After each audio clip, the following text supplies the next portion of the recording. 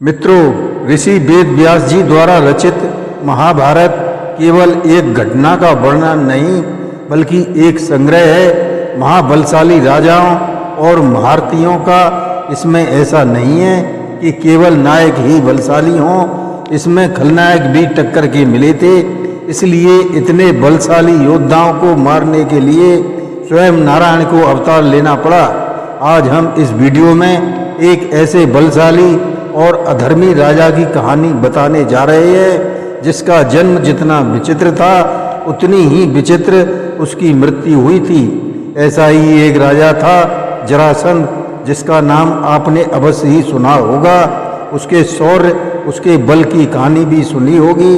महाभारत में आपने जरासंध और भीम प्रकरण के बारे में अवश्य देखा भी होगा, लेकिन क्या आप जरासंध की उत्पत्ति की कथा से भी परिचित हैं? क्या आप जानते हैं जरासंध की उत्पत्ति में ही मृत्यु का रहस्य छिपा हुआ था? इस वीडियो में आपको सभी प्रश्नों का उत्तर मिलेगा, इसलिए आप इस कथा को अंत तक जरूर देखें व सब्सक्राइब कमेंट करके बेल आइकन दबाना ना भूलें।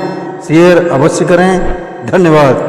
नमस्कार, मैं रणवीर सिंह लोटस एंटरटेनमेंट में आपका हार्दिक स्वागत करता हूं। मित्रों, महाभारत काल में जरासंध मगध का सम्राट था जो वर्तमान में बिहार में स्थित है। वह बड़ा ही अधर्मी और क्रूर शासक था तथा सत्ता लोभ की शासक था, जिसने अपना साम्राज्य बढ़ाने के लिए कई राजाओं को जीत लिया था तथा कई को बंदी बना लिया था।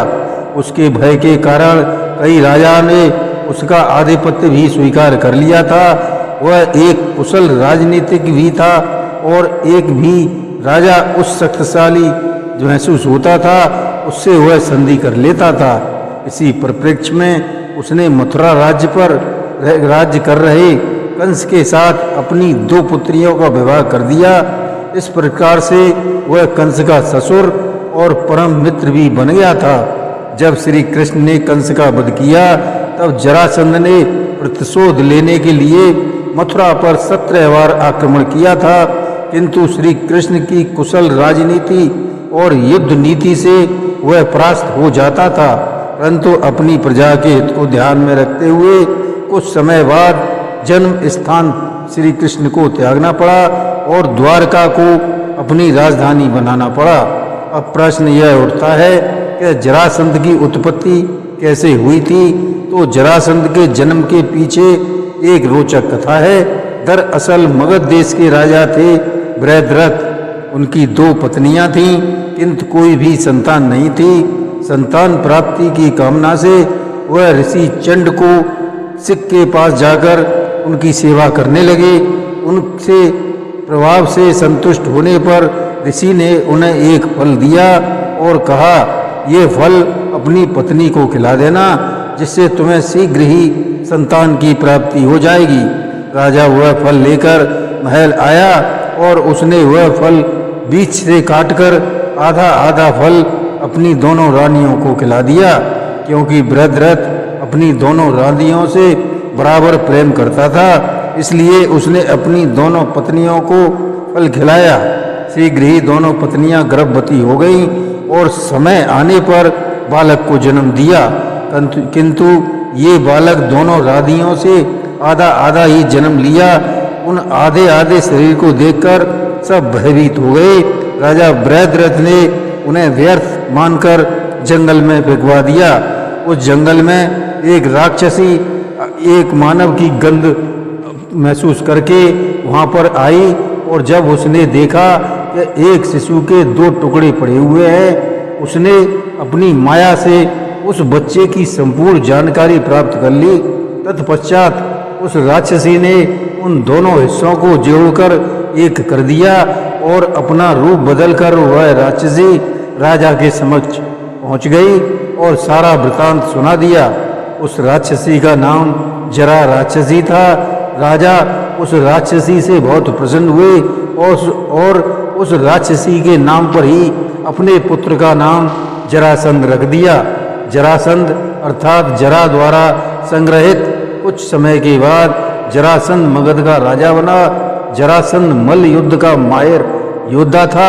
और उसे अपनी भुजाओं पर गुमान था और उसके बारे में कहा जाता था कि उसे कभी मारा ही नहीं जा सकता था। उसकी ताकत की गूंज चारों दिशाओं में फैली हुई थी। जरासंध बड़े बड़े शूरवीरों को न केवल परास्त करता था बल्कि उन्हें मौत के घाट भी उतार देता था। जरासंध भगवान शंकर का परम भक्त था और अपनी शक्तियां बढ़ाने के लिए वह मानव बलि भी चढ़ाता था। एक बार उसने विश्व विजयी अभियान के लिए सैकड़ों राजाओं को कैद कर लिया। वह उन सभी राजाओं की बलि देना चाहता था जिससे वह चक्रवर्ती सम्राट बन जाए, लेकिन श्री कृष्ण ने उसे कई युद्ध में पराजित किया था किंतु उसे मृत्यु नहीं दी। इसके पीछे एक कारण था कि जब तक जरासंध अपने अपमान का बदला नहीं ले लेता तब तक वह आक्रमण करता ही रहता है और सभी पापियों को एकत्रित करता रहता है, जिससे श्री कृष्ण जी को बहुत से पापियों को एक साथ मारने का मौका मिलता रहता था।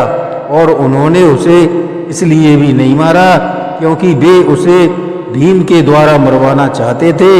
एक बार श्री कृष्ण अर्जुन और भीम के साथ जरासंध के पास पहुंच गए और उसे कुश्ती के लिए ललकारा। तब जरासंध समझ गया कि ये ब्राह्मण के भेष में कोई साधारण ब्राह्मण नहीं है। वह जानता था कि उसे केवल श्री कृष्ण ही चुनौती दे सकते हैं। उसने कृष्ण को पहचानते हुए अन्य दो का परिचय पूछा। तब श्री कृष्ण ने उसे अर्जुन और भीम का परिचय दिया तो जरासंध ने कुश्ती की चुनौती को स्वीकार कर लिया और इस प्रकार जरासंध और भीम का युद्ध लगातार 13 दिन तक चला। भीम ने जरासंध के कई बार दो टुकड़े किए, लेकिन हर बार वह जुड़कर एक हो जाता था। फिर से भीम उस पर टूट पड़ता। जब भीम थक कर बेहाल हो गए तो 14वें दिन श्री कृष्ण ने भीम को दिखाकर एक टुकड़ा चीरकर अलग अलग दिशाओं में फेंक दिया। भीम इस इशारे को समझ गए। फिर भीम ने जरासंध को चीरकर विपरीत 2 दिशाओं में फेंक दिया। इस तरह जरासंध का अंत हो गया। उसके बाद श्री कृष्ण ने जरासंध के पुत्र सहदेव को मगध का राजा बना दिया और पांडवों के राजसूय यज्ञ का रास्ता भी साफ कर दिया। जय श्री कृष्ण।